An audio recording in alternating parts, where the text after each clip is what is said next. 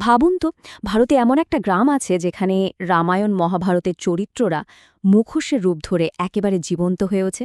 হ্যাঁ, আজ আমরা সেই চরিদা গ্রামেরই গল্প বলবো, যেখানে শিল্প আর ঐতিহ্য যারা মিলেমিশে একাকার হয়ে গেছে। চরিদার এক প্রবীণ শিল্পী ললিত কুমার কি অসাধারণ একটা কথা বলেছেন দেখুন। চরিদা শুধু আমার বাড়ি নয়, এখানে পুরাণ বেঁচে থাকে, নাচে এবং আমাদের হাতের মাধ্যমে কথা বলে। এই একটা কথাতেই যেন পুরো গ্রামের আত্মাটা ধরা পড়ে যায়। এটা শুধু একটা গ্রাম নয়, এটা একটা জীবন্ত ঐতিহ্য। চলুন তাহলে এই গ্রামের গভীরে যাওয়া যাক। আমরা কথা বলছি পশ্চিমবঙ্গের পুরুলিয়া জেলার চরিদা গ্রাম নিয়ে, যেটা কিনা ছবির মতো সুন্দর অযোধ্যা পাহাড়ের ঠিক নিচে অবস্থিত। আর এই গ্রামটাই তার এই অসাধারণ শিল্পের জন্য সারা বিশ্বে মুখোশ গ্রাম নামে পরিচিত। তাহলে চরিদারের মূল পরিচয়টা কি? আচ্ছা, এখানে প্রায় ২৫০ জন দক্ষ শিল্পী থাকেন, যারা বংশ পরম্পরায় এই কাজটা করে আসছেন। আর এই ঐতিহ্যটা কিন্তু আজকের নয়, প্রায় ১৫০ বছরেরও বেশি পুরনো। আর সবচেয়ে বড় কথা হলো, বিখ্যাত পুরুলিয়া ছৌ নাচের যে অসাধারণ সব মুখোশ, সেগুলোর জন্মস্থান কিন্তু এই গ্রামই। কিন্তু এই যে এত জীবন্ত দেখতে মুখোশগুলো, এগুলো আখের তৈরি হয় কি করে? এখানেই তো আসল জাদুটা লুকিয়ে আছে। পুরো প্রক্রিয়াটা আসলে ধৈর্য আর নিরামত দক্ষতার এক মেলবন্ধন, যেখানে সাধারণ মাটি আর কাগজ ধীরে ধীরে জীবন্ত এক একটা চরিত্রে রূপান্তরিত হয়। পুরো ব্যাপারটা ভাবলেই অবাক লাগে। মানে দেখুন, প্রথমে শিল্পীরা একটা মাটির ছাঁচ বানান, তারপর সেটার ওপর আঠা দিয়ে ৮ থেকে ১০টা কাগজের স্তর চাপানো হয়। আগে তেঁতুলের বীজের আঠা ব্যবহার হতো, এখন ময়দার আঠাও চলে। ওটা ভালো করে শুকিয়ে গেলে ভেতরের মাটির ছাঁচটা বের করে ফেলা হয়। তারপর শুরু হয় আসল কাজ: পালিশ করা, সাদা রঙের প্রলেপ দেওয়া, আর সবশেষে শিল্পীর হাতের ছোঁয়ায় ফুটে ওঠে দুর্গা, কার্তিক বা মহিষাসুরের মতো চরিত্রদের সেই অসাধারণ অভিব্যক্তি।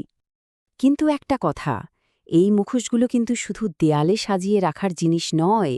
এগুলোর আসল উদ্দেশ্যটা আরও অনেক গভীর। এই প্রত্যেকটা মুখোশ আসলে এক জীবন্ত পরিবেশন শিল্পের অবিচ্ছেদ্য অংশ। এদের আত্মাটা লুকিয়ে আছে একটা বিশেষ নাচের মধ্যে। এই নাচটার নাম হল পুরুলিয়া ছৌ। এটা আসলে শুধু একটা লোকনৃত্য নয়, এর মধ্যে মার্শাল আর্টেরও কৌশল মেশানো আছে। এই নাচের মাধ্যমে রামায়ণ এবং মহাভারতের বিভিন্ন গল্প অভিনয় করে দেখানো হয়। আর বুঝতেই পারছেন, এই নাচে প্রত্যেকটা চরিত্রকে ফুটিয়ে তোলার জন্য এই মুখোশগুলোর কোনো বিকল্পই নেই। এই শিল্পের যাত্রাপথটাও কিন্তু বেশ লম্বা আর গর্বের। ভাবুন, সেই ১৯ শতকে রাজা মদনমোহন সিং দেওয়ের হাত ধরে এর শুরু। এরপর ১৯৮১ সালে যখন ছৌ নৃত্যশিল্পী গম্ভীর সিং মুরা পদ্মশ্রী সম্মান পেলেন, তখন সারা দেশ এই শিল্পকে চিনল। আর তারপর তো ২০০০-এ ইউনেস্কোর স্বীকৃতি এবং ২০১৮-তে জিআই ট্যাগ। এই সব কিছুই এই শিল্পকে এক অন্য মাত্রায় নিয়ে গেছে। কিন্তু এত নাম, এত স্বীকৃতি, তারপরেও আজকের দিনে টিকে থাকাটা ঠিক ততটা সহজ নয়। সময় বদলেছে, আর তার সঙ্গে তাল মেলাতে গিয়ে শিল্পীদেরও অনেক নতুন চ্যালেঞ্জের মুখোমুখি হতে হচ্ছে। এখনকার গল্পটা আসলে ঐতিহ্যকে বাঁচিয়ে রেখে জীবিকা নির্বাহ করার এক কঠিন লড়াইয়ের। এই স্লাইডটা দেখলে ব্যাপারটা আরও পরিষ্কার হবে। মানে একদিকে ঐতিহ্য আর অন্যদিকে আজকের বাস্তবতা।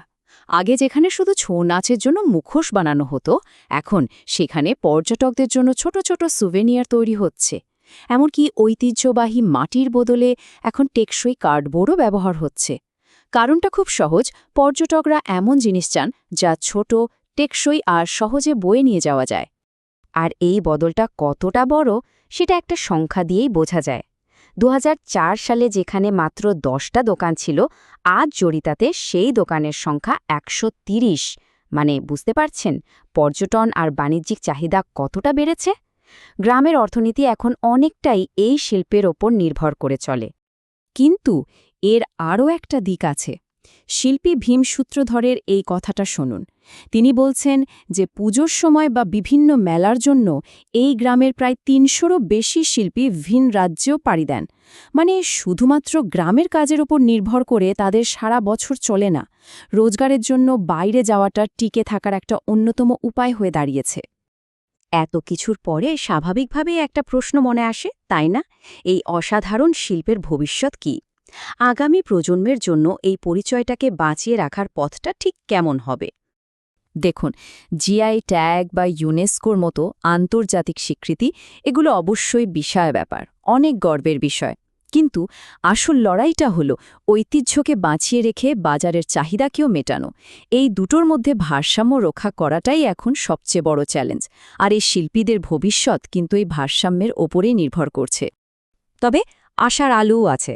জাতীয় পুরস্কার পাওয়া শিল্পী ধর্মেশ সূত্রধরের কথা শুনুন। তিনি কিন্তু নতুন প্রজন্মকে নিয়ে খুব আশাবাদী। তিনি বলছেন, আমি আগামী প্রজন্মকে বলবো এই মুখোশের কাজকে এগিয়ে নিয়ে যেতে, কঠোর পরিশ্রম করলে নিশ্চয়ই ফল পাবে।